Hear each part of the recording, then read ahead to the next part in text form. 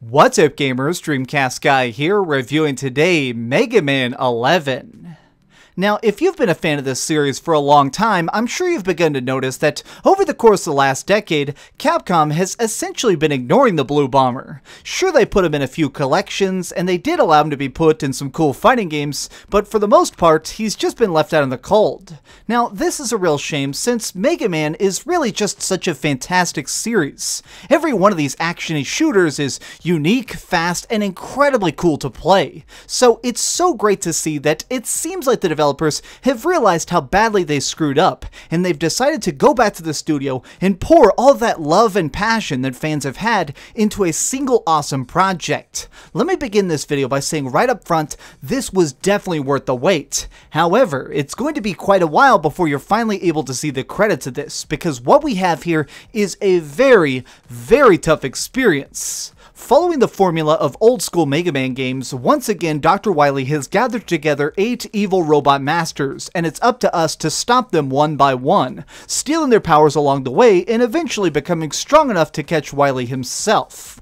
Beyond this simple fact though, this is a very, very different style of game, starting with just how you get around. So let's talk about the gear system, because this is the thing that really takes the most getting used to, and really takes a lot of practice to try and adjust to how it works. So you basically have 2 different modes when you're running around. You can just shoot if you want, or you can activate one of your gears. There's power gear, which is going to dramatically boost the amount of damage you do per shot, super boost the amount of skills you use, so if you're doing something like trying to unleash a hurricane spell, this is now going to take up the entire screen. The other mode though is speed gear, which makes it where everything around Mega Man slows down slightly, making it where you can avoid certain pitfalls, dodge traps, or hit the weak point of a particularly nasty foe slightly easier. Now, using both these is not an option. You have to use these to try and get past certain traps, and quite frankly,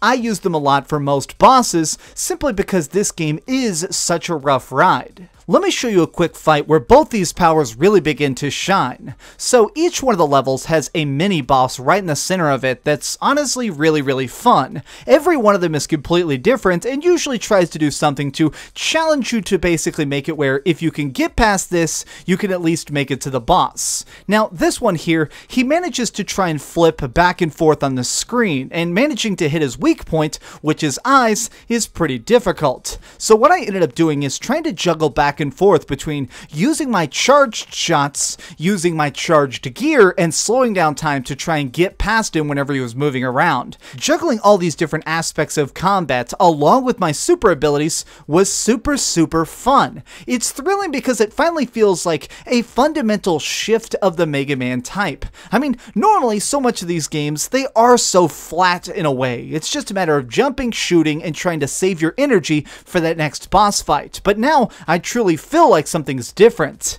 Now let's talk about the levels, because this is the best part about the game by far. I don't want to spoil the total number of courses that are in this game, because there are actually a surprising amount of hidden maps. So let's just talk about some of the ones that are unlocked towards the beginning, because even these default courses are so exceedingly cool. Now let's just take a look at a random one like Acid Man. So here I am, and I'm just running through the course, everything seems normal, but each one of the foes that are on this place have something special about them. Like these guys, they try and slowly poison these pools of water. Every time you don't shoot one of the shots out of the air, it's going to hit the pool of water and make it slightly more acidic, meaning that you either have 2 options: kill these enemies as quickly as you can with the charged shot, or make it a point to blast all of their poison while it's in the air. Now with one of these guys, it's not really a problem, but later on, when there starts being 2, 3, or even 5 of them all in one little space, you need to start thinking about every single projectile and where it's at. That's just one enemy in a very long gauntlet of foes that are going to constantly try and challenge you. And here's the thing,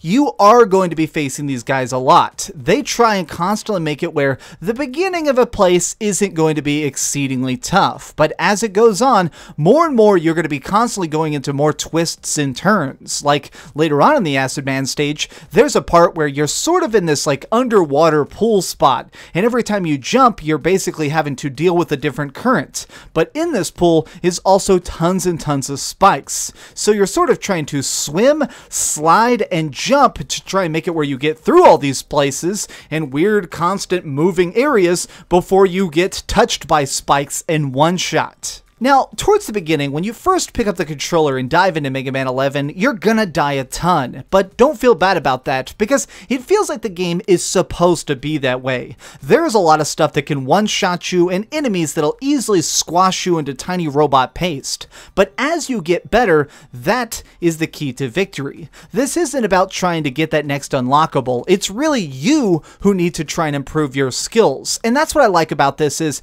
as I went on, I truly felt like I was learning about how to be Mega Man instead of just trying to really wait to buy that next big upgrade.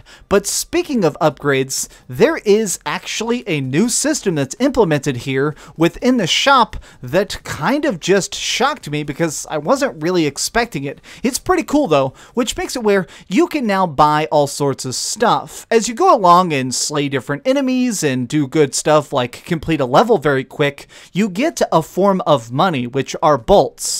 These can be spent to buy extra lives, power-ups that make it where you can survive stepping on spikes or falling down a hole a single time, but then later on in the game, Dr. Light starts offering you special further upgrades to do stuff like, one right here is really cool that I really enjoyed was, it makes it where automatically you will constantly be charging up your next shot. So instead of trying to hold the shoot button while I'm sliding around and jumping over stuff, now that will happen automatically, and the next time I tap shoot, it'll just be a fully charged shot. Now another thing that can buff this up even more is you can purchase an upgrade that makes it where all your bullets are 50% wider, so if you're trying to do stuff like hit a weak point, obviously it really comes in handy to be able to spray a wider burst of fire.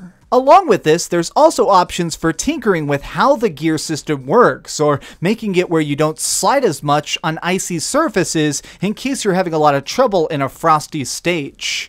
All of this is really cool, but I do think that it has a little bit of a downside, which is where sometimes I felt like I was not good enough. Because this game has all these different upgrades that's constantly trying to basically encourage you to try a stage over and over again, if I found myself meeting an untimely demise, I would sometimes want to mentally blame it on not having a proper upgrade. I started to, in a way, think of these as slightly a crutch. This is partially because the fact that not all the levels are created equally. Some are definitely way better than others. Like Blockman, it's pretty simple. It's not super special, but it's pretty cool. Whereas something like Flame Man, Burst Man, or Bounce Man, each one of these is fundamentally completely different. Specifically, Bounce Man. I'll flat out say it, this level sucks. But the reason why it sucks is because it's not really built to be creative or really use any of the game mechanics from the rest of the game.